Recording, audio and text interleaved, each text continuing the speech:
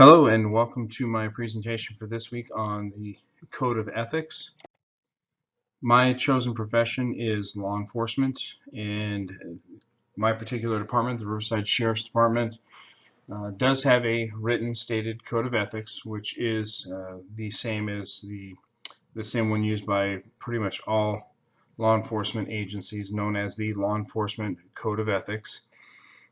Basically stated the 6 points, or 7 points rather, of their code of ethics is serve mankind, safeguard lives and property, respect constitutional rights of all people to their rights to liberty, equality, and justice, lead by example even in my personal life, enforce laws courteously and professionally and without feelings, my personal feelings influencing my decisions, recognize my badge as a symbol of public faith and trust, and dedicating myself before God to my chosen profession. Doing an internet search, I did find an actual written code of ethics agreement for congregation members put out by the National Association of Evangelicals, and their 6 tenets are honor and support the gifts of Christ, honor and support the gifts Christ gives the church, which they define mostly as taking care of their pastor and the pastor's family. Promote the unity of Christ's body, or interaction. They encourage interaction between generations, social and ethnic groups within the church. Practice accountability, practice good stewardship, practice hospitality, or treating everyone fairly and equally, and to seek the welfare of the community where God has placed it, or a big part of that is focused on working to correct injustices.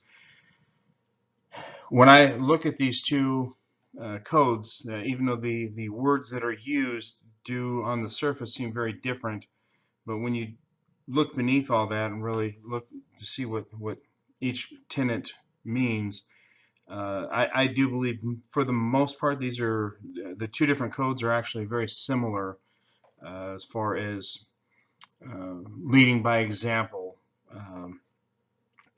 looking out for each other, looking out for the community, respecting each other's rights, treating everyone with equality, and I would even say justice, not not leaving anybody out. There are a few that don't overlap, like taking care of your pastor. But I think things like practicing accountability, practicing good stewardship, even though they're talking about people in their personal lives, that same applies to law enforcement as far as leading by example on the job and in our personal lives by taking care of being financially responsible in our own lives and abiding by the laws and following the laws. I think those are actually very, very similar. As far as which theory we've learned so far that I think best applies, my first instinct or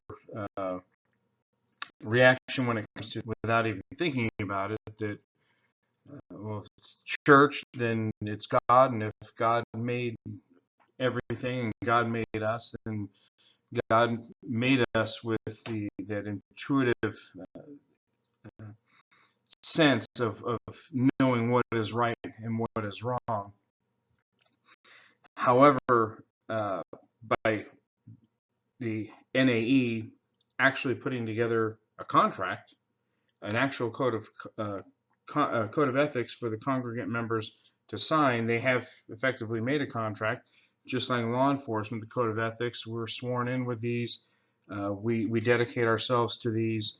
That's a contract. They're both contracts, and just by that definition alone, I'd have to go with Hobbes and his theory of contractarianism.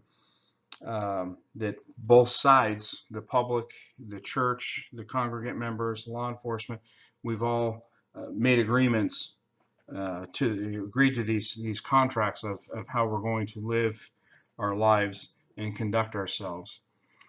That's all I've got for this week. Thank you all for watching and hope you have a very blessed week.